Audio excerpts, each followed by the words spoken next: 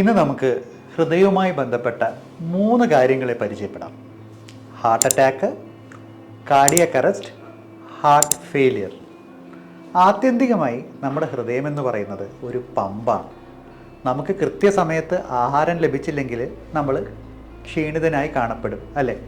അതേപോലെ തന്നെ ഹൃദയം എന്ന മസിൽ പമ്പിലേക്കുള്ള രക്ത ഓട്ടം കുറഞ്ഞാൽ ആ ഭാഗത്തെ പേശികൾക്ക് ബലക്ഷതം സംഭവിക്കുകയും അവ മരണപ്പെടുകയും ചെയ്യും. അത് നമുക്കറിയുന്നത് നെഞ്ചുവേദനയായിട്ടാണ്. അതിനെയാണ് ഹാർട്ട് അറ്റാക്ക് എന്ന് പറയുന്നത്. ഹാർട്ട് ഫെയിലിയർ, കാർഡിയാക് അറസ്റ്റ്, അവയെ നമുക്ക് ഒരുമിച്ച് പരിചയപ്പെടാം.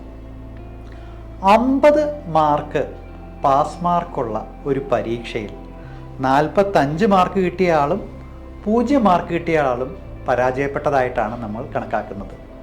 ഹൃദയത്തിൻ്റെ കാര്യത്തിലും ഒരു ശരാശരി മനുഷ്യൻ നോർമൽ പമ്പിംഗ് എന്ന് പറയുന്നത് 50% മേലെയാണ്. ഒരു 45% പമ്പിംഗ് ഉള്ള ഒരാൾ നമ്മൾ ഹൃദയ പരാജയം അല്ലെങ്കിൽ ഹാർട്ട് ഫെയിലിയർ എന്ന് പറയും. ഹാർട്ടിൻ്റെ പമ്പിംഗ് കുറഞ്ഞു പോകുന്ന അവസ്ഥ. എന്നാൽ ഹൃദയം പമ്പിങ്ങേ ചെയ്യുന്നില്ല, 0 മാർക്ക് കിട്ടിയ കുട്ടിയാണ് കാർഡിയാക് അറസ്റ്റ് അഥവാ ഹൃദയം നിന്നു പോകുന്ന അവസ്ഥ. ഇവ മൂന്നാണ്. പക്ഷേ ഇവ മൂന്നും ബന്ധപ്പെട്ട് കിടക്കുന്നുണ്ട്. എങ്ങനെയാണ്? നമ്മളുടെ ഹാർട്ട് അറ്റാക്ക് കാർഡിയാക് ഫെയിലിയറിലേക്കും കാർഡിയാക് അറസ്റ്റിലേക്കും നയിക്കാം.